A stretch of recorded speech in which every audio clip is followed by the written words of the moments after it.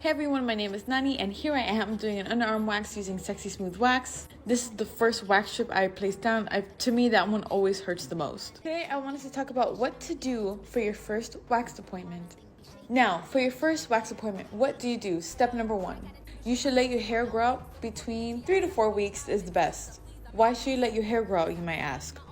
When you shave, your hair is on different growth cycles.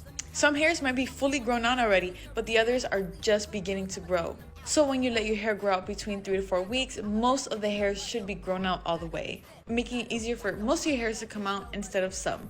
Number 2, you should be exfoliating twice a week.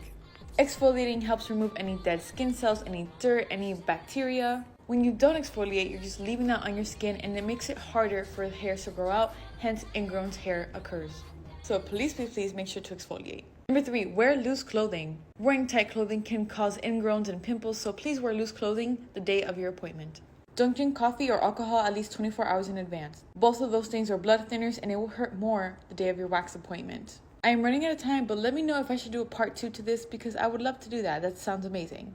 And voila, here are the results.